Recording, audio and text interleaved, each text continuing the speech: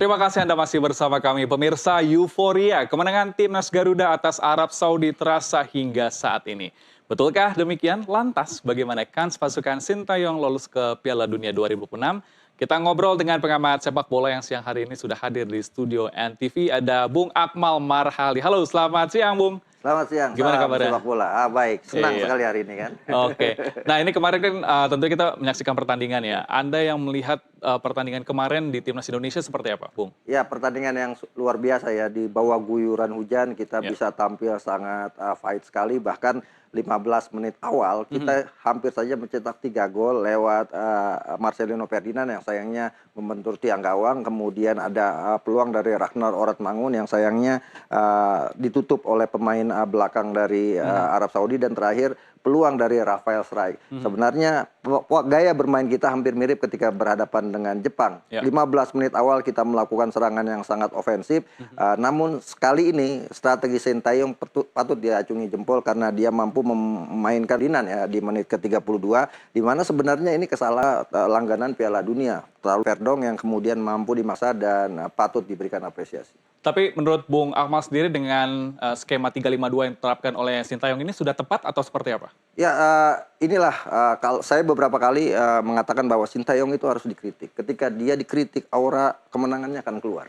Dan itulah yang terjadi ketika kemarin setelah kita kalah dari Jepang, banyak kritikan yang diberikan Sintayong, bahkan ada hashtag stay out gitu kan untuk segera diganti kalau kemudian gagal, bahkan ketua memang layak berseragam tim nasional. Dan yang menurut saya paling penting adalah bahwa kita tuh sangat punya rekor yang sangat luar biasa. Ini adalah kemenangan pertama kita sepanjang sejarah melawan Arab dari 13 pertemuan. Sebelumnya kita 2 kali imbang dan 9 kali selalu kalah. Kali ini kita menang. Ini kemenangan pertama melawan Arab, kemenangan pertama di babak ketiga kualifikasi Piala Dunia babak ketiga ini, dan yang paling penting kita kemudian menjadi tim pertama di ASEAN yang punya nilai paling tinggi ketika masuk babak ketiga Piala Dunia. Karena sebelumnya ketika 2018 Vietnam menjadi wakil ASEAN dari dua kali hasil imbang, kemudian 8 kali kalah, dan 2022 giliran Vietnam hanya mampu meraih 4 poin, sekali menang, sekali imbang. Euforia ini masih terus terjadi sampai sekarang. Mas Akmal juga merasakan begitu ya? Betul, dan saya pikir ini adalah satu momen yang sangat dinantikan oleh tim nasional Indonesia dan seluruh penggemar sepak bola Indonesia. Kemenangan di babak ketiga kualifikasi, karena ini kan lawan-lawan yang bisa dibilang sangat luar biasa. Tapi kita diuntungkan sebenarnya dengan persaingan yang sangat ketat di grup C ini, di mana hanya Jepang yang saat ini berada di posisi teratas dengan...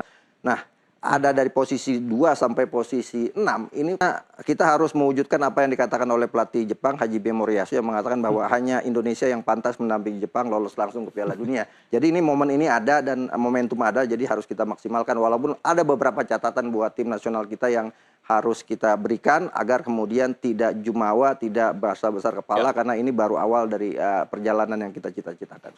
Nah, kita kan tahu kalau misalnya kemarin Indonesia ini sempat kalah dari Jepang ya, Bung. Betul. Nah, ini juga netizen sempat membuli. Apakah ini juga jadi pemantik untuk timnas Indonesia ini semakin semangat ke depannya menjalani laga-laga selanjutnya? Ya, saya pikir kritikan itu penting, dan saya katakan tadi, saya pengalaman 2 kali memberikan tekanan kepada Sintayong, bahkan saya akhirnya dibully oleh para pencinta Sintayong ya. Tapi menurut saya mengkritisi Sintayong itu akan mengeluarkan aura kemenangan Sintayong. Pertama, Piala AFF 2000 U23.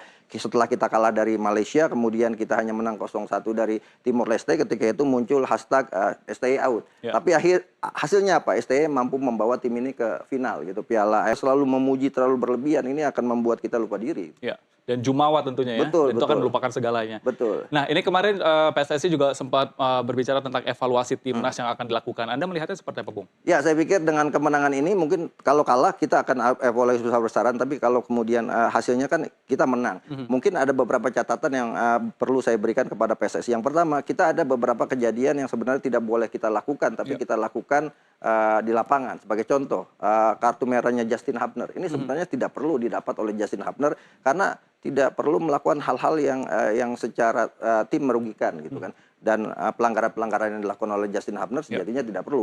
Yang kedua, Oratmangun dapat kartu kuning juga hanya gara-gara ribut dengan pemain Arab Saudi dan terpancing oleh provokasi Arab Saudi. Saya pikir ini juga tidak perlu. Nah, absennya Justin Hubner, absennya Orat Mangun nanti ketika melawan Australia ini turnamen yang kaleng-kaleng Ya. karena ini adalah kesempatan besar kita dan target itu yang dicanangkan oleh PSSI. Jadi menurut saya bagaimana hubungan antar pemain menjadi tidak kondusif karena ada hal-hal yang hanya karena ego kemudian harus berseberangan.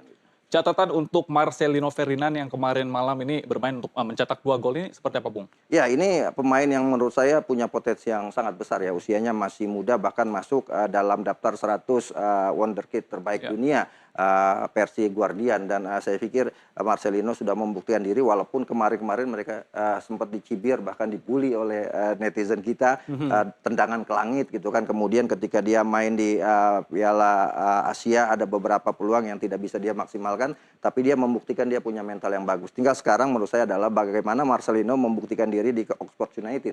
Bagaimanapun tim nasional pemainnya harus butuh jam terbang. Jangan sampai kemudian kita main di luar negeri tapi tidak mendapatkan jam bermain. Ini akan sangat merugikan dalam hal pengalaman, dalam hal intensitas jam terbang.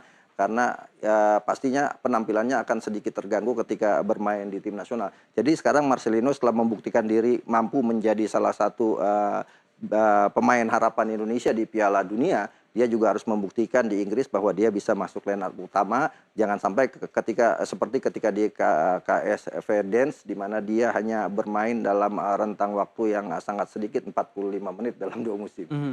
Iya, tapi kalau misalnya kita lihat ini kan dari jangka waktu untuk match selanjutnya gitu kan masih cukup jauh begitu ya di 2025. Hal-hal apa yang perlu dipersiapkan oleh timnas Garuda? Ya, yang mungkin kita berharap ada uji coba. Tadinya saya misalnya sebagai pencinta yang diambil, artinya PSSI harus menyiapkan laga uji coba buat tim nasional senior Ya. untuk menghadapi partai penting pada 20 Maret melawan Bahrain. Karena ini adalah kunci dari kesempatan kita untuk bisa menata peluang berada di posisi runner up atau kita menata peluang berada di posisi 4 besar klasemen untuk lolos ke babak keempat. Untuk konsistensi yang perlu dilakukan oleh timnas Garuda juga Coach Sintayong ini Anda melihatnya gimana, Bung? Ya, ini masih perlu kita kritisi terus karena beberapa kali Sintayong selalu mengubah strategi bermain ya. Bahkan di pertandingan kemarin melawan Arab Saudi, dia mengganti 3 line up. Yang pertama tidak memainkan Kevin Dick karena itu dimaklumi karena memang Kevin Dick cedera, digantikan oleh Sandy Walsh. Kemudian posisi Yaakob Sayuri digantikan oleh Marcelino Ferdinand dan itu berbuah hasil kebetulan. Dan yang ketiga adalah posisinya Nathan Choaon digantikan oleh Ivar Jenner. Buat saat ini memang itu adalah hasil yang terbaik karena Sintayong mampu membawa tim ini menang. Tapi spekulasi, eksperimen, coba-coba di dalam sebuah event besar ini yang mungkin harus ditekankan. Sintayong harus punya starting line up yang pasti, the winning team untuk bisa memenangkan di setiap laga yang tersisa. Untuk hitung-hitungannya sendiri nih, kita menuju lolos ke Piala Dunia 2026 seperti apa, Coach? Ya, kalau saya melihat kita lawan Australia, Australia pasti akan habis-habisan di kandang sendiri karena mereka juga punya gengsi, mereka sebagai tim yang langganan Piala Dunia dan saat ini posisinya di posisi 2. Jadi untuk mengamankan posisi mereka, mereka pasti akan habis-habisan berhadapan dengan Indonesia. Saya pikir dengan hasil imbang melawan Australia di kandang Australia itu sudah cukup bagus. Kemudian melawan Cina dan Bahrain dan Cina, ini adalah momentum kita untuk memenangkan pertandingan. Artinya kalau sekarang poin kita 6 ditambah seri lawan Australia 7, kemudian 2 pertandingan menang 13 poin plus nanti lawan Jepang kita bisa ambil misalnya bikin kejutan dengan menahan imbang walaupun ini akan sangat sulit karena Jepang sangat luar biasa sekali. Saya pikir dengan 13 poin kita bisa lolos ke babak keempat kualifikasi Piala Dunia 2026. Jadi Anda optimistis untuk timnas Garuda ini bisa lolos ke Piala Dunia 2026? Pokoknya STY, selalu tetap yakin. STY selalu tetap yakin. Iya. Oke, mungkin terakhir untuk harapannya dan juga skema yang akan dilakukan untuk timnas Garuda ini seperti apa? Ya, ke depan kan sudah ada striker yang dibutuhkan oleh tim nasional Indonesia yang akan segera disumpah menjadi warga negara Indonesia oleh Romani dan kebutuhan kita terhadap striker ini sangat besar sekali dan kita berharap Ore Romani bisa kemudian segera menjadi warga negara Indonesia dan bisa segera membela tim nasional pada nanti 20 Maret melawan Australia karena striker adalah salah satu problem tim nasional kita saat ini gitu kan walaupun di tim saat ini ada Rafael Strijk, kemudian ada Ramadan Sananta, ada Hoki Caraka, bahkan yang tidak dibawa di Mas Derajat adalah striker-striker yang menjadi langganan Sintayong, tapi mereka belum menunjukkan ketajamannya. Kita butuh striker yang punya ketajaman, yang bisa menjamin kita bisa mencetak gol. Karena kalau mau menang harus cetak gol. Ya. Itu yang menjadi problem. Kalau kemudian kita tidak bisa cetak gol, ya kita tidak bisa berharap untuk menang. Dan yang terakhir mungkin menurut saya adalah kita harus punya keyakinan besar bahwa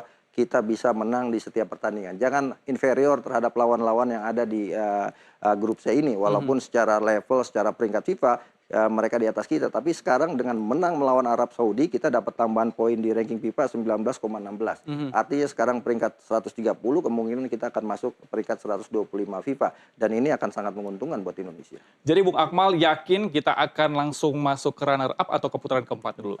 Kalau saya harus realistis menyatakan peluang untuk peringkat 2 ada. Tapi perjalanan ini akan sangat berat sekali dan saya tidak mau kemudian membebani tim ini menjadi sangat berat dengan target yang terlalu muluk untuk posisi kedua di grup C ini. Menurut saya target realistis dari PSSI peringkat 4 dan itu bisa didapat oleh Indonesia untuk bisa lolos ke babak keempat kualifikasi Piala Dunia 2026. Karena peluang di babak keempat juga akan sangat besar sekali. Kalaupun kita misalkan nanti kan akan dibagi 2 grup, masing-masing grup ada 3. Peringkat tiap grup ini akan lolos ke Piala Dunia. Artinya peluang itu ada karena lawan-lawan yang dihadapi levelnya juga pasti di bawah tim-tim langganan seperti Uzbekistan yang potensi untuk lolos, kemudian ada juga Korea Selatan, ada Jepang dan juga Iran yang potensi untuk lolos dan ini saya pikir kita punya peluang di posisi keempat untuk bisa merebut setidaknya 2 tiket lagi di babak keempat nanti. Untuk pemain naturalisasi berarti perlu ditambah atau seperti apa, Bung? Dan saya pikir tambahan ini sudah dilakukan kan. Kemarin sudah Pak Erik sudah salaman kan, tandanya kalau beliau sudah salaman dengan salah satu pemain akan jadi pemain. Dan tambahan itu yang menurut saya sangat penting karena posisi striker. Dan sekarang menurut saya PSSI harus memilah-milah kebutuhan tim apa yang dibutuhkan saat ini untuk kemudian melakukan proses pewarganegaraan pemain-pemain keturunan. Jangan sampai kemudian nanti penuh di belakang misalnya. Yang pada akhirnya ketika pemain penuh di belakang, pemain belakang ini akhirnya ada konflik karena bagaimanapun pemain hadir ke tim nasional pasti mau main dan itulah yang sudah muncul saat ini kan Elkan Bagot ya kan ada konflik karena dia merasa dia layak main tapi tidak dimainkan dan bisa jadi Eliano Raider kasusnya sama karena Sintayong sudah menyatakan bahwa belum layak untuk main bersama tim nasional Indonesia. Walaupun kemarin dimasukkan di line up tapi belum dimainkan. Padahal kalau bicara jam terbang, Eliano Raider ini jam terbangnya sangat luar biasa di FC Zwolle ya di Eredivisie dibandingkan misalnya dengan Pratama Arhan yang jarang dimainkan di Suwon FC atau misalnya seperti Nathan Choaon yang juga belum pernah dimainkan di Swansea tim yang dibelanya saat ini Utrecht dan saya pikir ini yang menjadi PR berat buat tim nasional menjaga harmonisasi tim. Jangan sampai kemudian ada konflik antar individu karena persaingan yang sangat sengit di posisi line up pemain tim nasional Indonesia. Oke, artinya ini tidak ada terjadi konflik antara mungkin naturalisasi dan juga pemain dari timnas sendiri gitu ya. Saya pikir konflik untuk itu tidak mungkin ada konflik kepentingan adalah semua pasti ketika membela tim nasional pasti mau jadi pemain inti. Artinya kan gini, sekarang misalnya di posisi bek kanan selain ada Sandy Walsh, ada Kevin Dix, kemudian ada juga Eliano Raider yang bisa main di sana, ditambah lagi Yakob Sayuri, ditambah lagi misalnya Asnawi Mangkualam, ada 5 pemain bek kanan di sana. Di bek kiri selain ada Kevin Verdong, ada Nathan Choaon yang bisa di bek kiri, ada Sen Patinama, ada Pratama Arhan. Mungkin karena Pratama Arhan sulit untuk menggeser posisi Kevin Verdong, itu yang kemudian Sintayong memberikan kesempatannya bermain di beda posisi. Salah satunya ketika lawan Jepang bahkan main sebagai winger kanan. Nah kemarin ketika melawan Arab Saudi bermain sebagai gelandang serang. Dan kita lihat bagaimana Pratama Arhan sangat canggung sekali main di situ. Dan ini spekulasi-spekulasi ini yang harus segera dibenahi oleh Sintayong dan dievaluasi. Karena menang mungkin tidak terlalu menonjol kelihatannya. Tapi kalau seandainya kita kalah ini akan menjadi PR berat. Mungkin Sintayong akan lebih banyak dikritik. Menempatkan posisi pemain bukan pada tempatnya. Iya, dan tentunya kita akan berharap bahwa timnas Garuda ini akan membawa kita lolos ke Piala Dunia 2026. Terima kasih Bung Arhan untuk waktunya di NTV Today. Sehat selalu. Sehat selalu, salam sepak bola. Ya pemirsa, sejenak kami akan kembali dengan informasi selanjutnya. Tetaplah bersama kami.